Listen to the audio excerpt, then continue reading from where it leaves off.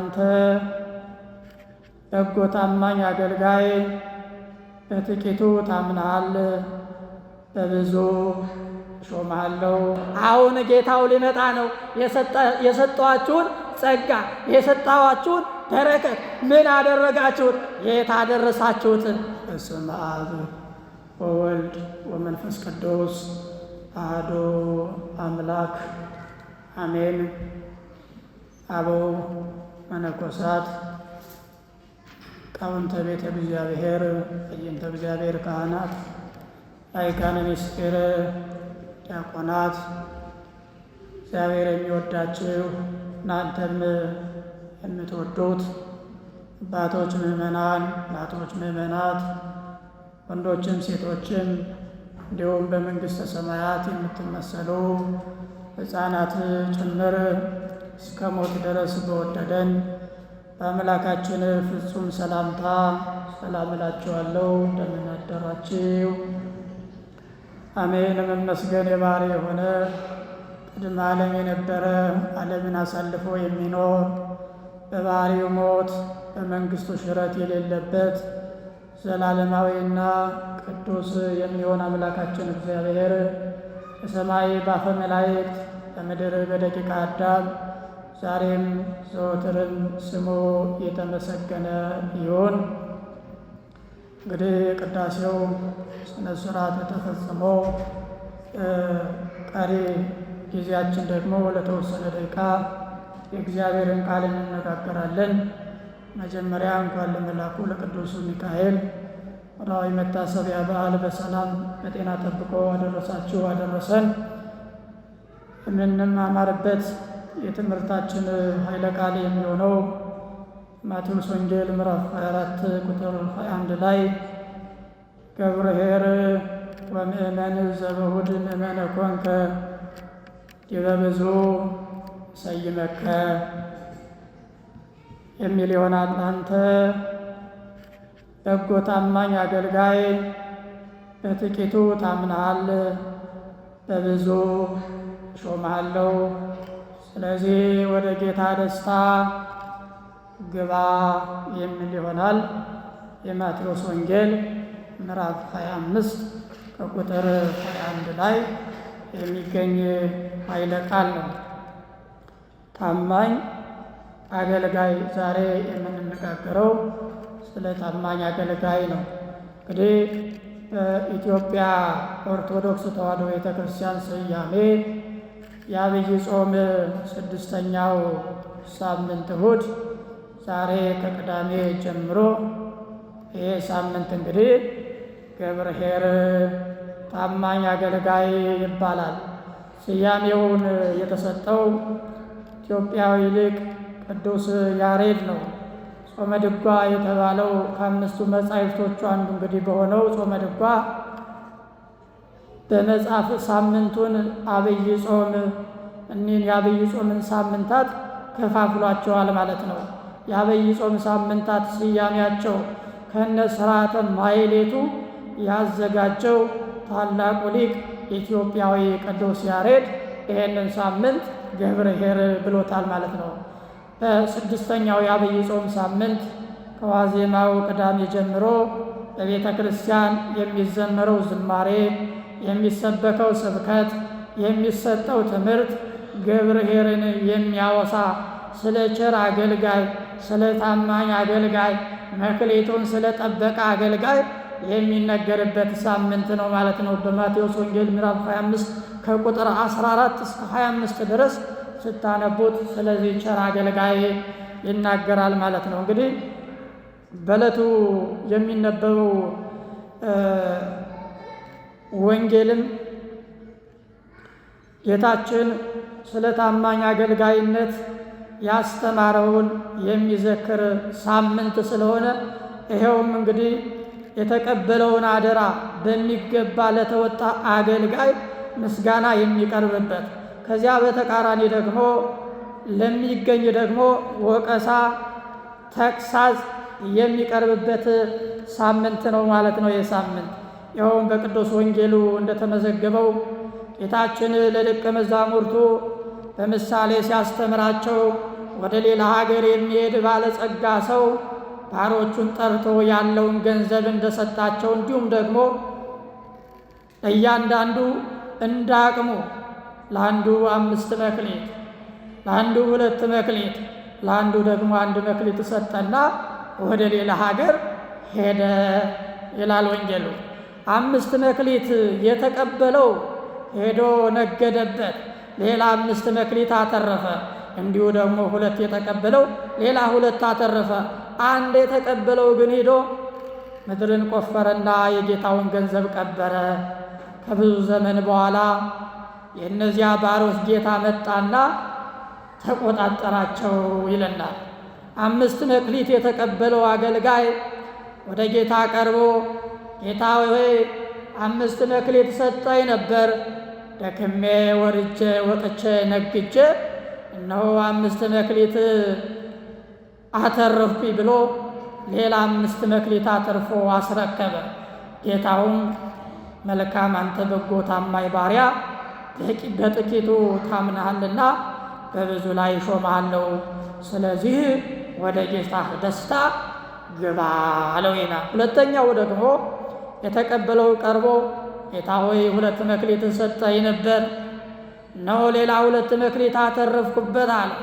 ጌታውም አንተ መልካም በጎ ታማኝ ባሪያ፣ በጥቂቱ ታምነሃልና እንደ ጓደኛ ለምን 5 አልሰጠኝም ብለህ ሳታጉረመርም በተሰጠው ጸጋ አገልግለህ አትርፈህ አምጥተሃልና፣ ስለዚህ አንተ መልካም በጎ ታማኝ ባሪያ፣ በጥቂቱ ታምነሃል፣ በብዙ እሾምሃለሁ፣ ከዚህ በኋላ ወደ ጌታህ ደስታ ወደ መንግሥተ ሰማያት ግባ አለው።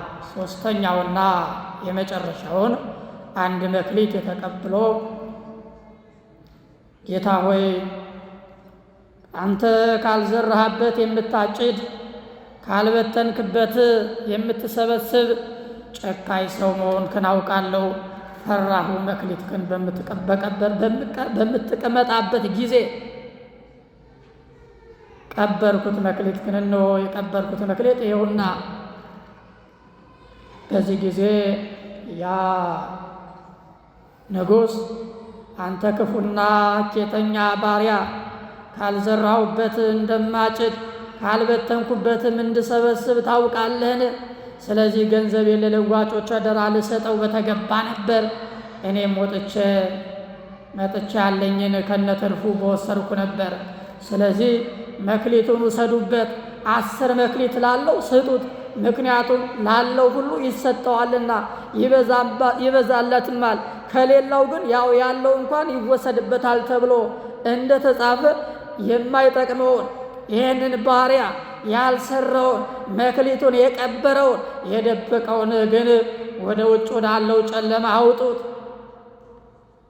ያ ክፉ ሐኬተኛ ባሪያ ልቅሶና ጥርስ ማፋጨት ወዳለበት ወደ ወህኒ ተወረወረ ይለናል። እንግዲህ መክሊት የተባለው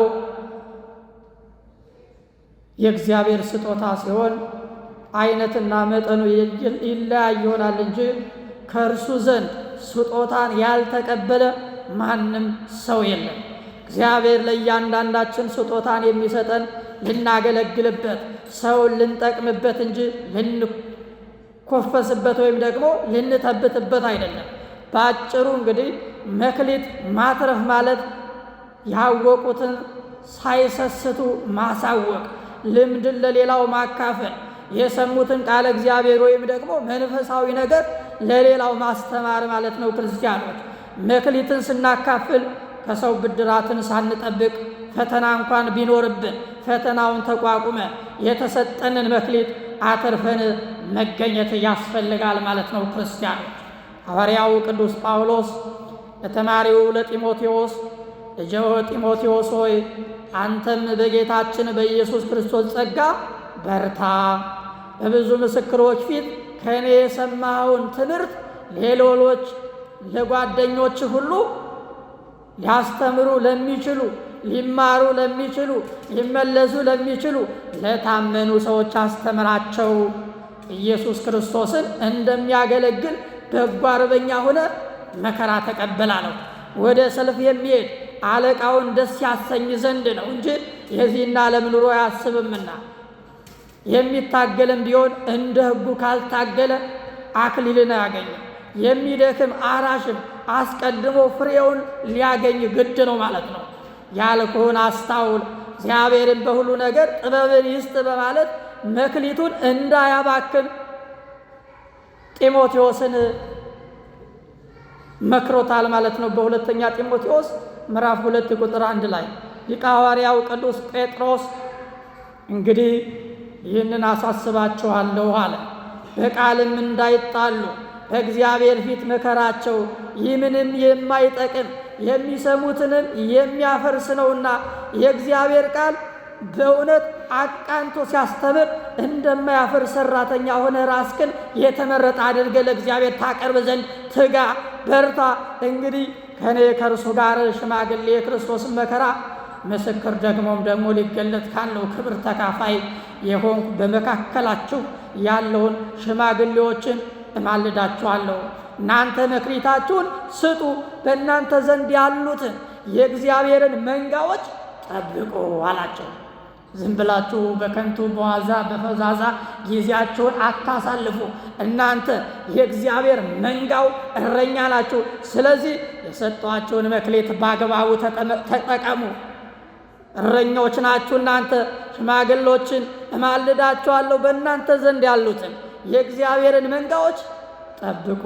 ስትጠብቋቸውም ማለት እንደ እግዚአብሔር ፈቃድ በውድ እንጂ በግድ አይሁን። አታስጨንቋቸው፣ በበጎ ፈቃድ እንጂ መጥፎውን ዕረብ በመመኘትም አይሁን። ለመንጋው ምሳሌ ሆኖ አላቸው። ሕዝቡን በኃይል አትግዙ። የእረኞች አለቃ በተገለጸ ጊዜ የማይጠፋውን የክብር አክሊል ትቀበላላችሁ። መክሊታችሁን በአግባቡ ስለተጠቀማችሁ፣ ስላስተማራችሁ፣ ስለዘራችሁ፣ ዘራችሁ በቅሎ ፍሬ ስላፈራ ያ የእረኞች አለቃ እውነተኛው እረኛ ጌታችን መድኃኒታችን ኢየሱስ ክርስቶስ በተገለጸ ጊዜ በዳግም ምጽአት የማይጠፋውን የክብር አክሊል ትቀበላላችሁ በማለት አገልጋዮች በተቀበሉት መክሊት መሰረት ተገቢውን አገልግሎት መስጠት እንደሚገባ ተናግሯል ማለት ነው። በአንደኛ ጴጥሮስ ምዕራፍ 5 ቁጥር 1 ላይ። ለመሆኑ ባለጸጋው ምን አይነት ሰው ነው? ይህ ባለጸጋ የአገልጋዮቹን አቅምና ቅንነት ያውቃል። ለዚህ ነው ለአገልጋዮቹ የተለያየ መክሊት የሰጣቸው።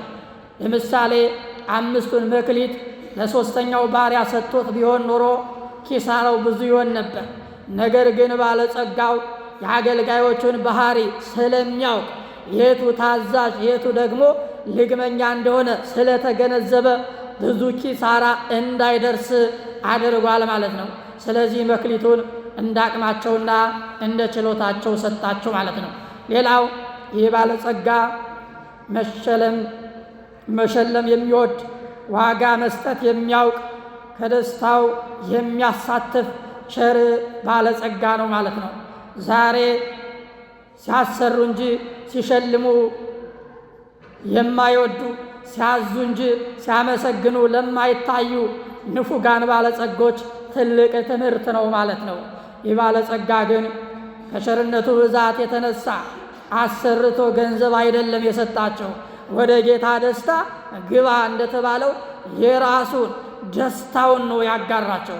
ከኔ ጋራ እንደኔ ደስ ይበላችሁ፣ ዓለሜን ደስታዬን እንካችሁ የሚል ባለጸጋ ነው። ይህንን አምላክ ነው እኛ ክርስቲያኖች የምንከተለው ወገኖች። ዳግመኛም ይህ ባለጸጋ የማያዳላ ባለጸጋ ነው። ምንም እንኳን መክሊቱን ሲሰጥ ትልቅና ትንሽ ብዙና ጥቂት ቢያደርገው፣ ነገር ግን ሽልማቱ ደሞዙ ግን ተመሳሳይ ነው። ለሁለቱም አገልጋዮች የተሰጣቸው ዋጋ አንድ አይነት ነው። ክርስቲያኖች ሁለቱም ወደ ጌታ ደስታ ግባ ነው የተባሉት። ሦስተኛው አገልጋይ መክሊቱን ባይቀብር ኑሮ እንደ ባልንጀሮቹ ተመሳሳይ ሽልማት ይቀርብለት ነበረ። ይህ የሚያሳየው እንግዲህ የመክሊቱና ማነስና መብዛት ሳይሆን ሁሉም አገልጋይ ለተጠራበት ጸጋ፣ ለተሰጠው ኃላፊነት፣ ለተቀበለው መክሊት ታማኝ ሆኖ ከተገኘ ተዋረድ በሌለባት ለመንግሥተ ሰማያት ለመኖር እድል እንደሚሰጠው የሚያሳይ ነው ማለት ነው ክርስቲያኖች። በሌላ መልኩ ስናየው ደግሞ የባለጸጋ ትዕግስተኛ ነው። መክሊቱን ከሰጣቸው በኋላ የሚያተርፍበትን በቂ ጊዜ ሰጥቷቸዋል። የሚነግዱበትን የሚሰሩበትን በቂ ጊዜ። ዛሬ ብዙ ባለጸጎች አበድረው በማግስቱ እንቅልፍ የሚያሳጡ ተበዳሪውን ሲወጣ ሲገባ ቁም ስቅሉን የሚያሳዩ አሉ። ለእነዚያ ትምህርት ይሆን ዘንድ ነው። ይህ ባለጸጋ ግን ከብዙ ዘመን በኋላ የእነዚያን ባሮች ጌታ መጣና ተቆጣጠራቸው ተብሎ የተነገረው በትዕግስት ለወራት ብቻ ሳይሆን ለዘመናት ታገሳቸው። ከዘመናት በኋላ ሊቆጣጠራቸው እንደመጣ እንገነዘባለን ማለት ነው ክርስቲያኖች። ቅዱስ ጴጥሮስ ሁሉ ወደ ንስሐ እንዲደርሱ እንጂ ማንም እንዳይጠፋ ወዶ ስለ እናንተ ይታገሳል ብሎ ንስሐ እንድገባ ዘመናትን አብዝቶ ወራትን አስፍቶ እንደሚሰጠን የሚያስገነዝብ ትምህርት ነው። በሁለተኛ ጴጥሮስ ምዕራፍ 3 ቁጥር ብዙ ዘመን ነው የታገሳቸው። ሰጣቸው። ነግዱ፣ ስሩ፣ ውጡ፣ ውረዱ፣ አትርፉ ብሎ ለብዙ ዘመን ነው የታገሳቸው። እኛ ለብዙ ዘመን ታግሶናል። ከዛሬ ነገ ሌላ መክሊት በሰጠዋቸው መክሊት ሰርተው ንስሐ ገብተው ተመልሰው ተጸጽተው የመንግሥቱ ወራሾች ይሆናሉ በማለት አምላካችን ለረጅም ዓመታት ታግሶና ይኖራል። ነገር ግን እንደታገሰ ዝም አይልም፣ ይመጣል። ሲመጣ መኑ ውእቱ ገብርኄር፣ ቸር አገልጋይ ማን ነው? ታማኝ አገልጋይ በተሰጠው ጸጋ ያገለገለ ማን ነው ይለናል ማለት ነው። በወቅቱ ይህንን ድንቅ የሆነ ምሳሌያዊ ትምህርት ማንም አልተረዳውም ነበር። ባለጸጋው ድሃውም አልተገነዘቡትም ነበር። ቅዱስ ያሬድ መኑ ያአምር ህሊና ዚአከ ወመኑ ያአምር ዘውስተ ልብከ ዘገብረ እግዚእነ ዘንተ ኩሉ አርያከ ይመንሰ። ያንተን ሐሳብ ማን ያውቃል አለ ቅዱስ ያሬድ። በልቡና ያለውን ሐሳብ ማን ያውቃል? ጌታችን ሰው ሁሉ ያምን ዘንድ ይህንን ሁሉ አርአያ ያደረገ። ሆኖም እንግዲህ ባለጸጎችንም አላመኑም፣ ነዳያኖችም አልሰሙም ሲል እንግዲህ ጌታችን በመዋዕለ ስብከቱ ለአብነት ያደረገውን ትሩፋት በምሳሌ ያስተማረውን ትምህርት የተገነዘቡት ጥቂቶች ብቻ እንደነበሩ ይነግረናል ማለት ነው። የሦስቱ አገልጋዮች ነገር ደግሞ የመጀመሪያው አገልጋይ ገብርኄር፣ ይህ ባለ 5ቱ መክሊት የተባለው አገልጋይ ለጌታው የታመነ ነው። የጌታውን መመሪያ ሳያዛንፍ ወጥቶ ወርዶ የተሰጠውን አደራ በመፈጸም ታማኝነቱን ያስመሰከረ ብርቱ ትጉህ አገልጋይ ነው። ታማኝነት በእግዚአብሔር ዘንድ እጅግ ያስከብራል። ክርስቲያኖች፣ እግዚአብሔር ታማኝ ሰውን ይወዳል፣ ይዋጋለታል፣ ለክብሩ ይቆረቆራል። ሙሴ ኢትዮጵያዊቷን በማግባቱ አሮንና እህቱ ማርያም ስንት ዕብራውያን ቆነጃጅት ሴቶች እያሉ ኢትዮጵያዊት ሴት እንዴት ታገባለ? ዘር አበላሸ ብለው በሙሴ ላይ አጉረምርመው ነበር። ያውም ሳያማከረን ይህንን ማድረጉ ቢንቀን ነው። እግዚአብሔር በእሱ ብቻ አልተናገረም በእኛም ተናግሯል ብለው አሙት ማለት ነው። እግዚአብሔር ተቆጣቸው። ወደ መገናኛው ድንኳን ጠርቶ ባሪያዬ ሙሴ እንዲህ አይደለም፣ እርሱ በቤቴ ሁሉ የታመነ ነው። እርሱ ምን አለ? በቤቴ ምን ያለ የታመነ ሰው ነው። እሱ በቤቴ የታመነ አገልጋይ ነው አላቸው። እኔ አፍ ለአፍ አነጋግረዋለሁ፣ በምሳሌ አይደለም። የእግዚአብሔርን መልክ ያያል። ባሪያዬ ሙሴ ላይ ትናገሩ ዘንድ ስለምን አልፈራችሁም? በማለት ለተወዳጁ ለሙሴ እግዚአብሔር እንደተቆረቆረለትና አሮንና እህቱን እንደገሰጸለት እንረዳለን ማለት ነው። ይህ ሁሉ አምላካዊ እንክብካቤ የተገኘው የታማኝነት ውጤት ነው ወገኖች። እርሱ ታማኝ ስለነበረ ነው። በኦሪት ዘኍልቍ ምዕራፍ 12 ቁጥር 7 ላይ ታገኙታላችሁ። ሌላው ይህ አገልጋይ ትጋቱን እናያለን። እግዚአብሔርን ከሚያስደስቱ ነገሮች አንዱ ደግሞ ትጋት ነው ወገኖች። ሙሴ በኦሪት በሕይወትም ዘመን ሁሉ ከልብ እንዳይወድቅ ተጠንቀቅ፣ ነፍስንም በትጋት ጠብቅ በማለት የነፍሳችንን ደህንነት ከሚጠብቁ ነገሮች አንዱ ትጋት እንደሆነ እንገነዘባለን ማለት ነው። መፍቀሬ ጥበብ ቅዱስ ሰለሞንም ትጋት ለሰው ልጅ ምንድን እንደሆነ ለሰው ልጅ የከበረ ሀብት ነው አለ። ትጋት ሲል ሰው ምንጊዜም ቢሆን ካሰበበት የሚደርስ አሸናፊ እንደሚሆን ተናግሯል ማለት ነው። በመጽሐፈ ምሳሌ ምዕራፍ 12 ቁጥር 26 ላይ የአገልጋይ ለምስጋና ከበቃው ባህሪው አንዱ እንግዲህ ታዛዥነቱ ነው። መታዘዝ ከሰነፍ መስዋዕት ይበልጣል። ክርስቲያን መታዘዝ ገጸ እግዚአብሔርን ያሳያል፣ ሰማያዊ ዋጋን ያሰጣል። ይህንን የተገነዘበው ነቢይ እግዚአብሔር ቅዱስ ዳዊት መዝሙር 50 ቁጥር 12 ላይ ለእግዚአብሔር የሚታዘዝ ቅን ልቦና ትሑት ስብዕና ስጠኝ፣ ለበጎ ሥራ የሚተጋ ታዛዥ ሕሌና አድለኝ እያለ ይጸልይ ነበር ማለት ነው። እና ጡመ ልሳን የተባለው ኢትዮጵያዊው የቤተ ክርስቲያናችን አባት ቅዱስ ያሬድ ድንቅ ጽድቅን የሚወድ አመፅን የሚጸየፍ አምላክ የመታዘዛችንን ዋጋ እንደሚሰጠን ሲናገር ገብርኄር ወምእመን ዘበውድ ምእመነ ኮንከ ይበብዙ ሰይመከ እስመ አስሕተከ ትእዛዘ ርእስከ። አንተ በጎ ታማኝ አገልጋይ በጥቂቱ ታምልሃልና በብዙ ላይ ሾመሃለሁ። የራስህን ትእዛዝ ፈጽመሃልና አደራህን ተወጥተሃል። በብዙ ሾመሃለሁ፣ ትእዛዜን ጠብቀሃል። ጥበብና ታደረካት፣ ጽድቅን ወደድክ፣ አመፃን ጠላ፣ በእውቀት ሰንበትን ሰራ። በብዙ እሾመሃለሁ፣ ከዚህ በኋላ ወደ ጌታ ደስታ ና ግባ አለው ይለናል። ይህ አገልጋይ ብልህ ነው። በተሰጠው መክሊት እንዴት ነግዶ ማትረፍ እንደሚቻል የተረዳው መክሊቱን ከጌታው በተቀበለ ጊዜ ነው። እንግዲህ አሁን ቅዱስ ያሬድ የዚህን አገልጋይ ስብዕና ሲናገር ነው እንግዲህ ምግባቸውን በየጊዜው ይሰጣቸው ዘንድ ጌታው በቤተሰቡ ላይ የሚሾመው ብልህ ታማኝ ደግ መጋቢ ማን ነው ብሎ ይህ ታማኝ አገልጋይ ነው አለ። መኑ ውእቱ ገብርኄር፣ ታማኝ አገልጋይ፣ ቸር አገልጋይ፣ መክሊቱን በአግባቡ የተጠቀመ ማን ነው አለ። በመቀጠል እንግዲህ መኑ ውእቱ ገብርኄር፣ ቸር አገልጋይ ማን ነው? እያንዳንዳችን መክሊት ተሰጥቶናል። እያንዳንዳችን ልዩ ልዩ ስጦታ አለ። ለመስበክ የተሰጠው አለ፣ ለመቀደስ የተሰጠው አለ፣ ለማስተማር የተሰጠው አለ፣ ለመጸለይ የተሰጠው አለ፣ ለመጾም የተሰጠው አለ፣ ለመመጾት የተሰጠው አለ። ነገር ግን ይሄን ሁሉ መክሊት ጸጋ በረከት ተሰጥቶናል ማለት ነው። ለብዙ ዘመን ሰጥቶን ዝም ብሏል። አሁን ጌታው ሊመጣ ነው። የሰጠዋችሁን ጸጋ የሰጣዋችሁን በረከት ምን አደረጋችሁት? የት አደረሳችሁትን?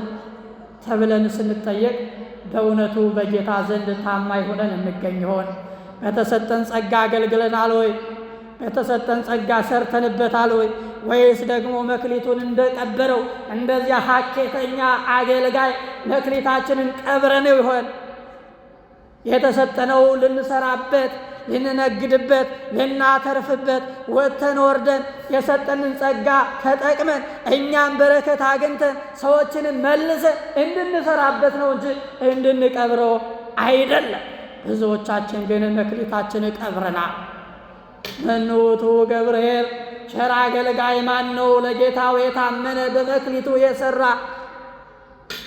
ቸር አገልጋዮች ሆነን ታማኝ አገልጋይ፣ ታማኝ ባሪያ ተብለን የመንግሥት ወራሾች፣ የጽድቁ ቀዳሾች እንድንሆን የአምላካችን መልካም ፈቃዱ ይሁንልን።